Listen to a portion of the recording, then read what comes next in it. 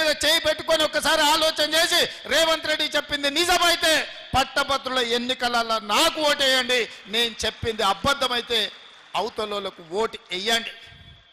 ఇవాళ మన పిల్లలు చదువుకున్నా, డిగ్రీలు, పీజీలు, పిహెచ్డి సర్టిఫికెట్లు తీసుకున్నా, వాళ్ళకు టాలెంట్ తక్కువ ఉందని ఉద్యోగాలు రాకపోతే నిరుద్యోగులుగా బజార్లలో తిరుగుతుంటే ఇవాళ 65 ఐటీఐలలో చేరిన వాళ్ళకు సర్టిఫికెట్ వస్తుంది, కానీ వాళ్ళకు టాలెంట్ లేకపోతే టాటా కంపెనీతోని మాట్లాడి 2400 కోట్ల రూపాయలలో 2100 కోట్ల రూపాయలు టాటా కంపెనీ పెట్టి ఈ 65 ఐటీఐలను అప్గ్రేడ్ చేసి అడ్వాన్స్డ్ టెక్నాలజీ సెంటర్లుగా తీర్చిదిద్దియాల మన పిల్లలకు టాలెంట్ పెంచాలి, సాంకేతిక నైపుణ్యం పెంచడానికి ముందుకెళ్తున్నాం.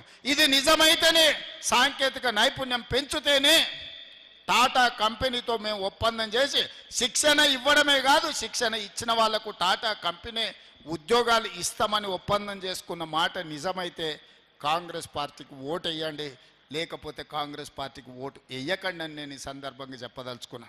అదేవిధంగా మన పిల్లలలో టాలెంట్ పెంచాలని యంగ్ ఇండియా స్కిల్స్ యూనివర్సిటీని ప్రారంభించి ఈ దేశంలోనే ఎక్కడ లేని విధంగా పబ్లిక్ ప్రైవేట్ పార్ట్నర్షిప్లో యూనివర్సిటీ చైర్పర్సన్గా Mahindra group of companies Anand మహీంద్రాను చైర్మన్గా పెట్టి పెద్ద పెద్ద కార్పొరేట్ కంపెనీల డైరెక్టర్లను బోర్డులో పెట్టి వేలాది మంది తెలంగాణ విద్యార్థులను అందులో చేర్చి వాళ్ళకి శిక్షణ ఇచ్చి వాళ్ళకి ఇవాళ ఉద్యోగాలు ఇవ్వాలి అని మనం ప్రయత్నం చేస్తున్నాం. యంగ్ ఇండియా స్కిల్స్ యూనివర్సిటీని నేను ప్రారంభించింది నిజమైతే మీరు కాంగ్రెస్ పార్టీకి ఓటు వేయండి అని చెప్పి నేను ఈ సందర్భంగా మిమ్మల్ని అడుగుతున్నా. ఇదే కాదు, 140 కోట్ల జనాభా ఉన్న ఈ దేశం ఒలింపిక్స్లో ఒక గోల్డ్ మెడల్ తేలే. నేను సౌత్ కొరియా పోయినప్పుడు ఒక యూనివర్సిటీకి వెళ్ళిన, నేను 30 ఎకరాలలోనే ఉంది ఆ యూనివర్సిటీ. మీ నిజామాబాద్ యూనివర్సిటీ పోలిస్తే 100 ఎకరాలలో ఉండి ఉంటుంది, కానీ 140 కోట్ల జనాభా ఉన్న మనం ఒక్క గోల్డ్ మెడల్ కూడా ఒలింపిక్స్లో తేలే. అందుకే ఆ యూనివర్సిటీకి వెళ్తే 16 మెడల్స్ వచ్చినాయి. దేశం 36 మెడల్స్ కొడితే ఒక యూనివర్సిటీకి 16 మెడల్స్ వచ్చినాయి. ఒక అమ్మాయి ఆర్చరీలో 3 గోల్డ్ మెడల్స్ తీసుకొచ్చింది సౌత్ కొరియన్ యూనివర్సిటీలో.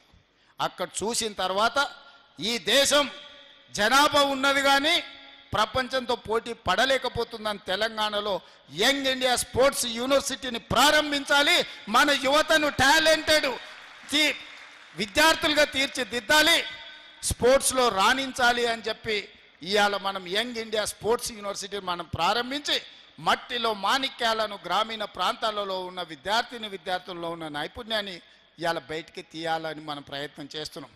అదే కాదు, ఈ నిజామాబాద్ టౌన్లో నిలబడి మాట్లాడుతున్నాను. మీ ఊర్లో ఇక్కడ మీ మీ మీ మీ కాలనీలో తిరిగిన నిఖత్ జరీన్ బాక్సింగ్లో ఛాంపియన్షిప్ తీసుకొస్తే నిఖత్ జరీన్కి గ్రూప్ 1 జాబ్ డిఎస్పీ జాబ్ ఇచ్చి 2 కోట్ల రూపాయల నగదు ఇచ్చి మీ నిజామాబాద్ బిడ్డను ఈరోజు గ్రూప్ 1 డిఎస్పీ ఆఫీసర్గా నేను నియమించింది నిజమైతే మీరు కాంగ్రెస్ పార్టీకి ఓటు వేయండి, లేకపోతే కాంగ్రెస్ పార్టీకి ఓటు వేయకండి. ప్రపంచ కప్ క్రికెట్ను సాధించిన సిరాజ్ ప్రపంచ కప్లో ఇండియా టీం గెలవడానికి తన నైపుణ్యాన్ని ప్రదర్శించిన సిరాజ్ని ఈరోజు అతను చదువుకున్నది ఇంటర్మీడియట్ లోపే. గ్రూప్ 1 ఉద్యోగం ఇవ్వాలంటే అది సరిపోదు. ప్రభుత్వం అన్ని మినహాయింపులు ఇచ్చి ఈరోజు సిరాజ్ని గ్రూప్ 1 ఆఫీసర్గా ఒక డిఎస్పీ క్యాడర్ ఆఫీసర్గా ఈరోజు ఉద్యోగం ఇచ్చి క్రీడల్లో రాణించిన నిరుద్యోగ యువకులకు మీరు క్రీడలలో రాణిస్తే కూడా మిమ్మల్ని ప్రభుత్వం ఆదుకుంటుందని సిరాజ్కి ఈరోజు డిఎస్పీ క్యాడర్ ఉద్యోగం ఇచ్చింది నిజమైతే మీరు కాంగ్రెస్ పార్టీకి ఓటు వేయండి. ఇదే కాదు, పారా ఒలింపిక్స్లో దీప్తి అని వరంగల్ అమ్మాయి అంగవైకల్యాన్ని ఛేదించి